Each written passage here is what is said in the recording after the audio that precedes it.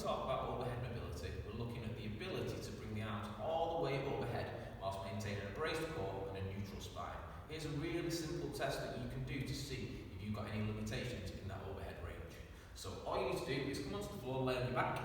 You're going to bring your knees right up to the chest, alright, and then engage those top abs for me. Make sure that the small of the back is pressed into the floor throughout. From here, take your arms perfectly straight, bring them all the way overhead, making sure that this rib cage doesn't flare, the small of the back stays on the floor. Okay, from here, the arms are perfectly straight, the wrists, there's no movement in the wrists, and the backs of the hands are touching the floor, then it looks like we've got some good overhead mobility. If, for example, we're looking at this kind of range, or anywhere between here and the floor, we know that there is some work to do.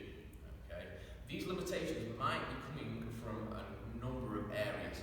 Alright, if we want to see whether or not it's coming from the lats, then what we can do is take the legs out straight so that the heels are onto the floor.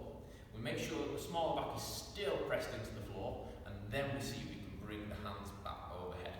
Alright, if that range is okay, then it may be that it's not coming from the lats. If the range is a little bit less than we want it to, then there's a likelihood that in this position, the primary core